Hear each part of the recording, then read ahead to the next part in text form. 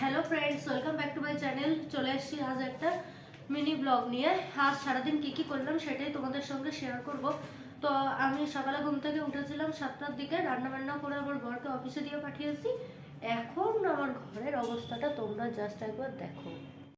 ফার্স্টেই দেখাচ্ছি রান্নাঘরের অবস্থা। এই দেখো, চারিদিকটা পুরোই ছড়ানো, আর এই হচ্ছে ঘরের অবস্থা। একটা জিনিস খুঁজে পাওয়া যাচ্ছিল না, যার জন্য সেটা খুঁজতে হয়েছে এই অবস্থা। তো আমার এখনো একটা কাজও হয়নি। তো দেখো তোমরা। আর এই যে আমার মেয়েটা চুপ করে বসে আছে, নিজের বই খাতা নিয়ে নিজের মতন করে আছে।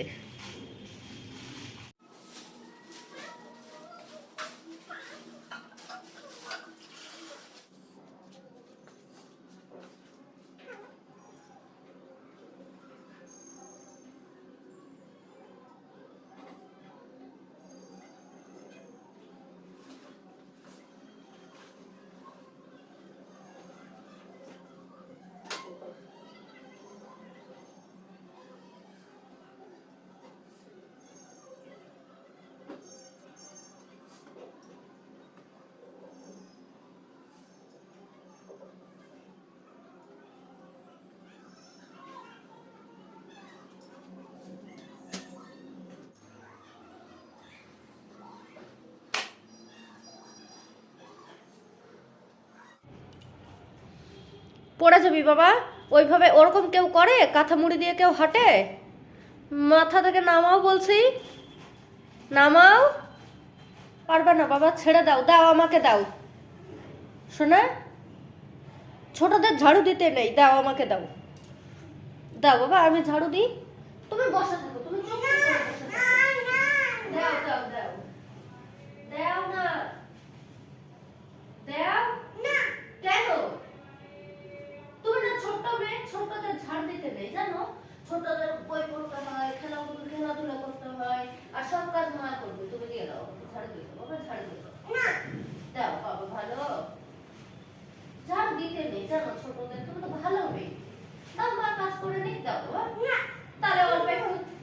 হ্যাঁ, দেবে না কেন? আমার দিকে দাও। কেন? কেন? আমাকে বাপ দিবে। দে মাকে এটা কিছু করে।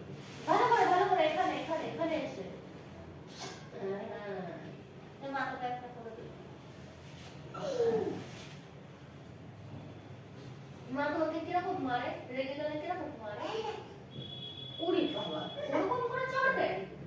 ওরে, আসো আসো আসো। কথা শোনো না বলে তুমি কি?